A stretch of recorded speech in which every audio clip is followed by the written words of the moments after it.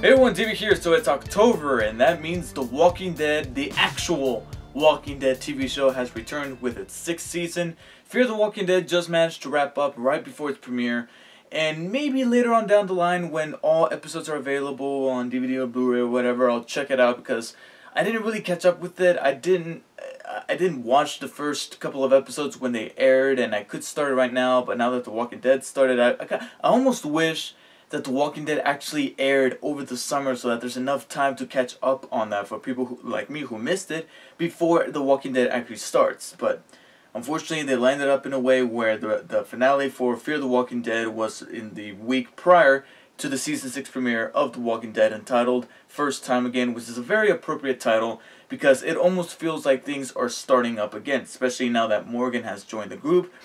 Rick has assumed more of a leader type role amongst Alexandra. I mean, throughout the episode, I keep pointing out that Deanna is still in charge, but we very much well know who is actually in charge, which is Rick. He's the one who's like, no, this is how it's got to be, and he's almost like that advisor in movies where you got the king or queen, and then you got the advisor who's actually the one creating the plans, and usually that advisor is meant to be the villain of that story. And actually, who knows? Rick may or may not end up being the villain of our story this time. Now, the entire premiere centers around this mission that Rick is trying to achieve with the people of Alexandria. They discover this humongous pit that holds hundreds upon hundreds of walkers, and basically this serves as an explanation as to why the people of Alexandria were living off so well, why there was like a walker here and there knocking upon the gate and then they would take it out, but besides that there was almost no major threat to the town of Alexandria, and this pit explains that all of that, because any walker that managed to get within reach of Alexandria would manage to fall into this pit, and then the sound would attract more and more, and that's essentially where they went to, and that's how, and they were blocked out by these trailers. But eventually, these trailers, these massive trucks, are gonna give out, and so Rick decides that it's time to take the fight to them before they come for the people of Alexandria, like he put it in the episode. And basically the entire episode centers around this plan. However, it's divided into two parts, intercut with one another. The first part is basically the actual execution of the mission, the actual plan of Rick going out there with the people of Alexandria in full Technicolor to get this thing done. And this part of the episode was exhilarating. It was tense, seeing the group come together, have this very well thought out plan of building up these walls, building up these barriers with the cars and the RVs, and then all of them finding out which point to go to with those balloons that I really wish there was a character in the background saying, "Where'd you get those balloons?" Yeah, it's just out of nowhere. They got party balloons colored in red, orange, yellow, whatever. That would have made for some very interesting humor that I feel like this episode did need, because sometimes I felt like it was just a tad bit serious. I wish that there was at least one character that, you know, said something kind of humorous, and we kind of got that a little bit with Eugene, where he was like, "Hey, I'm glad there's somebody like me rocking the hair game. Like somebody's hair is as crazy as mine." So that was probably the only moment of levity throughout the entire episode. I was kind of hoping a little bit more of that would have been done, especially with those balloons. But anyways, Rick and the group that consists of familiar faces like Glenn, Michonne, Abraham, along with, and I'm pretty sure I'm missing a few others, but also some fresh faces that get introduced in this episode that are lifted from the comics, like Heath, who's played by Dr. Dre from Straight Outta Compton, and Nicholas from last season. They all join this effort to be able to get these group of walkers and lure them away, because there's just way too many to take on head on. So they're like, we gotta lure these things away, and eventually they'll just keep on walking, because that's what the title of the show is, and therefore they will stray away from threatening Alexandria anymore.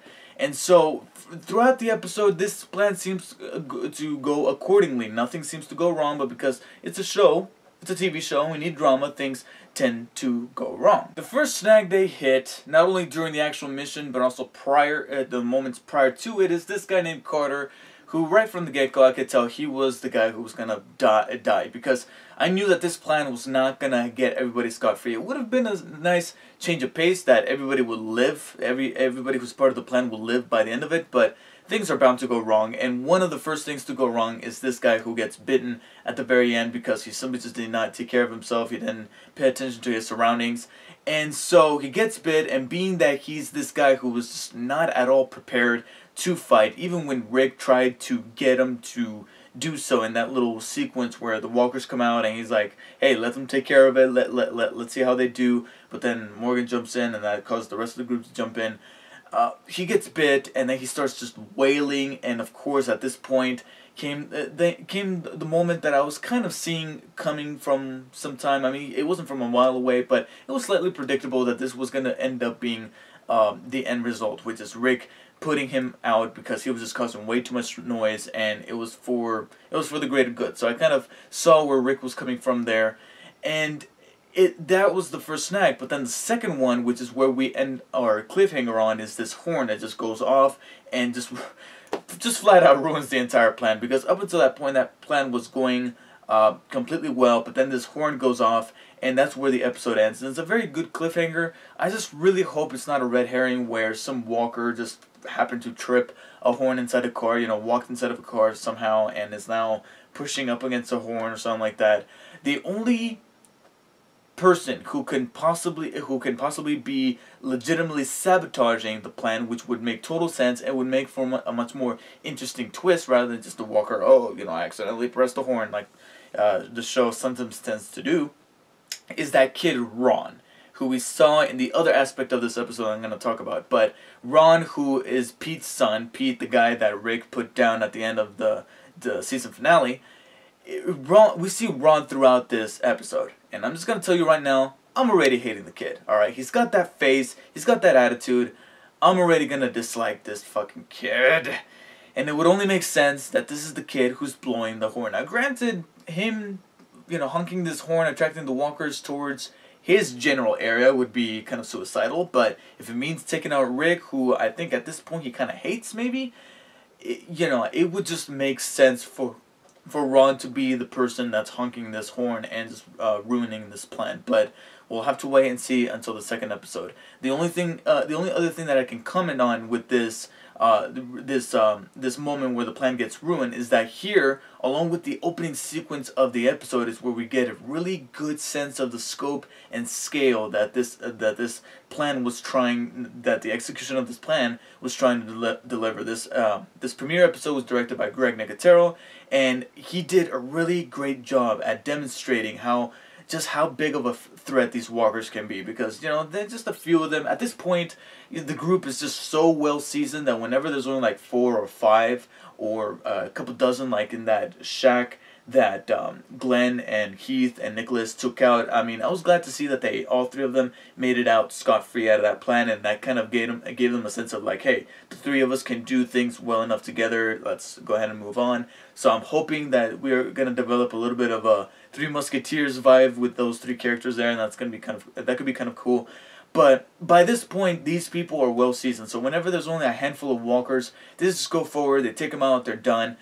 So we got to bring over some more, let's say a couple hundred. So seeing that opening shot of that humongous pit with all those walkers, as well as the closing shot of all those walkers rushing into the forest, is legitimately threatening. Now granted, for a humongous movie buff or TV show buff such as myself, I can tell, you know, some effects to be able to make it seem like they multiplied all the walkers, to make it seem like there's more than they already are. But nonetheless, it was effective. It was an effective shot both at the beginning and at the end, and it really drove home the sense of scope and scale and the meaning of this threat of these walkers and what they can possibly do to a town like Alexandria. My only actual issue with this part of the plan is that some big power players that are usually along Rick's side are kind of put in some rather mundane, helpless roles that I'm like, okay, they're too good for this. Some of them are Daryl and Carol. Carol, I can kind of understand because she's trying to keep up appearances of being that Susie homemaker type of person, which I am so glad that they had that moment where she approaches everybody's like, oh, thank you for the water, whatever, and then she approaches Morgan, and Morgan, being that he has seen some shit, can see right through her visage, and he's like, you know, you just seem so ready, you're so ready to take care of things, and Carol's like, oh, how sweet. She's like, shit, he knows. But then you got poor Daryl here, who, this is legitimately the only, most of the time, this is the only thing you're going to see Daryl do in that premiere episode. Is ride his motorcycle super slow, and at first I'm like, why is he going so slow? And then we get that shot of the walkers coming up from behind him, and I'm like, okay, he's luring them, along with Sasha in the car.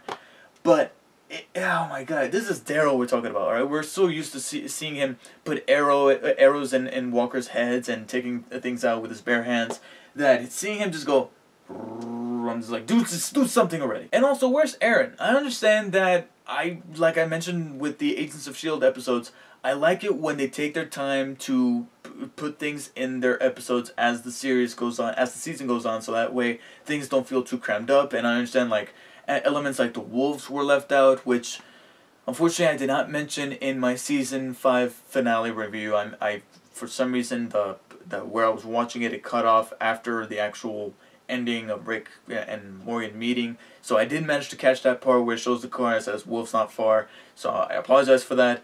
But said wolves were not mentioned or represented or shown at all in any kind of form in this premiere episode. But I'm partially glad because, like I said, we already got too much going on that chances are we're not going to see him until either next week's episode or the one after that. But Aaron, who we've seen being capable of handling himself, why isn't he part of the plan? I'd rather have him be part of the plan than Gabe, who volunteered. Which led to probably one of the sweetest moments of the season premiere is Gabe volunteering to help, and Rick, in a microscopic fraction of a second, is like, no. Anyone else? There's only one proper response for that. Damn! Now, the other aspect of the season premiere, the other half, so to speak, is these flashbacks intercut with the actual mission that actually take place a few moments after the season finale, which is something that I was thinking about the day of the premiere, right before, leading up to 9 o'clock. I was thinking to myself, there's a really likely chance they're not going to pick up right where the season finale left off, which I was really hoping for because I really wanted to see what that conversation was going to be like between Morgan and Rick after Morgan witnesses what Rick did.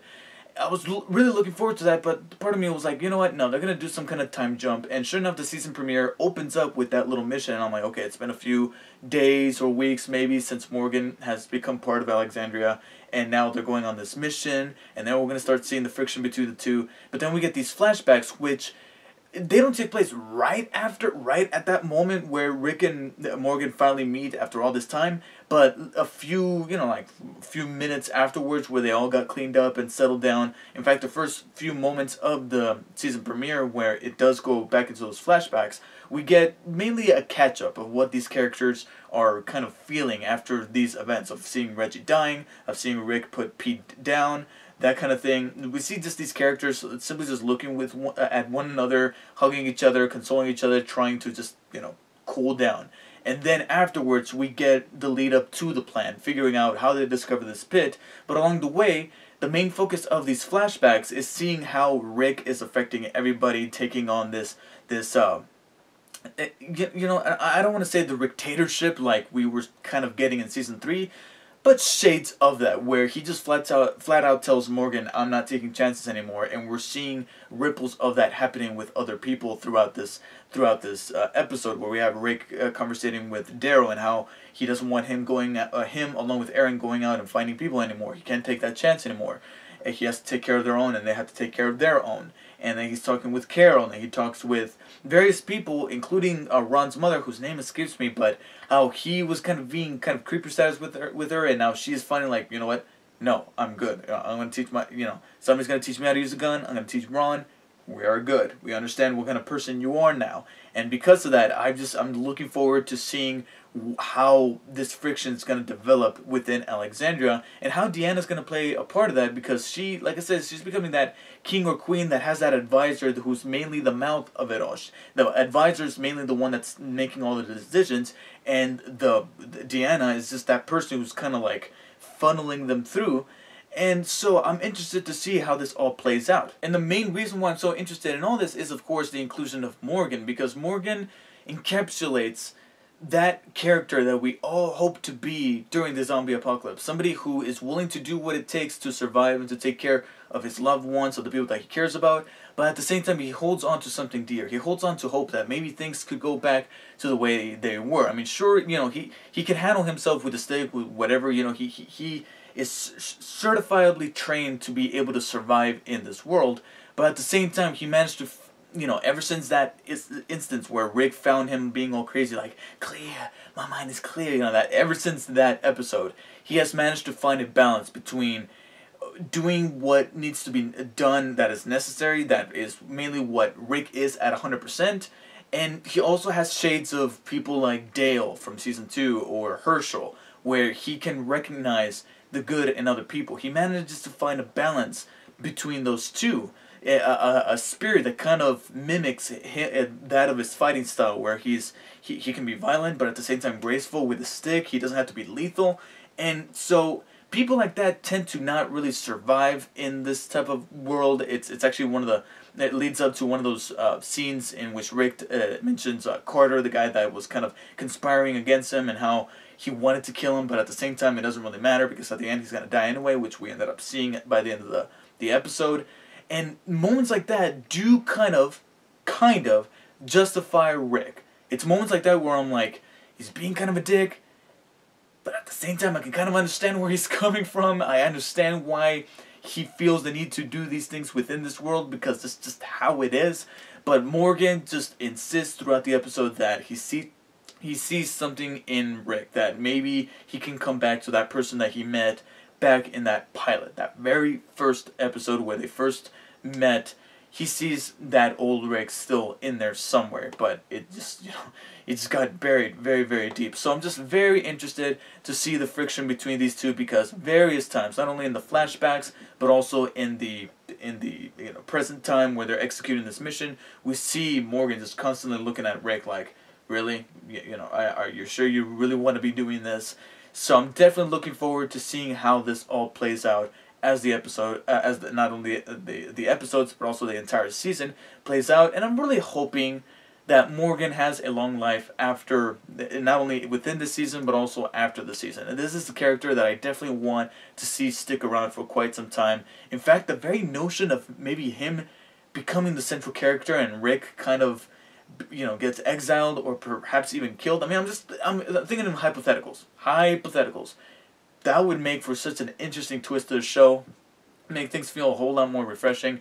But I honestly don't know about that. And of course, you know, there's that running gag / myth / somewhat awkward controversy that The Walking Dead manages to off characters of color. And this episode introduced rather many. We got Morgan, we got Father Gabriel, who's still sticking around, we got Heath, and then we got that other character that kind of had like 1 or 2 lines of dialogue. He's a little bit bigger. I don't know if you saw him in the background where he meets up with Eugene and Heath, and you know, that entire scene, there was that one guy right there. So I'm like, okay, I don't mean to sound racist, but one of these are bound to go, because if they keep up going with that pattern, and it's kind of sad, it's saddening, don't get me wrong, but here's to hoping that Morgan becomes, I mean, the actor already has a mention in the opening titles. That means he's a series regular. So here's to hoping that he's a very crucial and very awesome part of this 6th season. If there was only one other thing that I didn't necessarily like about the episode, because there was hardly anything that I could complain about the episode.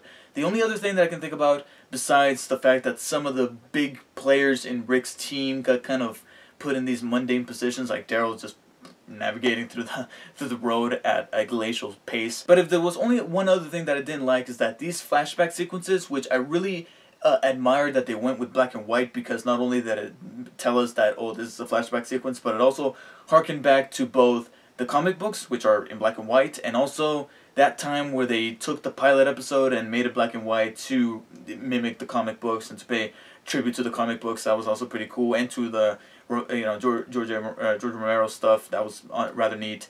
The only thing that I didn't enjoy, though, were 2 things. One, some shots looked a little too dark, because when you translate a scene that you might have originally shot in color, which I think they did, I think I saw some preview snippets where some of these flashback sequences were actually shot in color and then they grayscaled it afterwards. Not to sound like a know-it-all cinematographer, but when you translate a shot that you originally photographed in color over to black and white, sometimes the lighting actually caters to that, so you need to mess with the lighting, because some colors are going to be muted because now that color, that pigmentation is gone, so you need to light it better. Some shots look great, but others I'm like, it looks too dark. I don't know if it's my TV. It might have been my TV, I don't know, but it might have been the way I was watching it. But some shots I think could have been lit a little bit differently because of the fact that they were transferred to black and white. But besides that, the bigger issue with me with these flashback sequences that was still on technical level was that I think they could have been edited into the episode a little bit better, along with the corresponding present time with the mission going on, those sequences. I think they could have been cut better, because there were times where they were jumping back and forth, but the bits that they were cutting to didn't really matter. I'm like, why put this cut here? Like, for example, they would cut to something crucial in the black and white flashback sequences, and then they would cut back to the present day mission. But when they cut back to the present day mission, it's something as simple as just our characters walking through the forest, and then that's it. I'm like, okay, why put that there? You know, why just not, you know, push that to an actual rather sizable chunk of the present day mission? Why not just do that? Anyways, this is me being nitpicky, I'm sorry, but anyways, this was a very appropriate way to open up season 6 without having to cram every single thing in there. Kind of wish Eren was part of the plan, but I understand that maybe he's got something bigger going on in Alexandria that we'll see maybe in the next episode or in the next couple of episodes, and hopefully they'll take their time with the development of the wolves leading up to maybe the introduction of Negan or something like that. But this was definitely a really good way to introduce season 6 with a really large scale mission, but at the same time intercut with the fallout of the season 5 finale, and it was done rather well. So for that, I give the season 6 premiere, first time again, a high 8 out of 10. Very good way to start the season. I'm definitely looking forward to what happens next. But here's to hoping that, like I said, that cliffhanger was not just another red herring. So let me know what you guys thought of this week's episode, or this season 6 premiere episode of The Walking Dead, and I'll see you guys next time.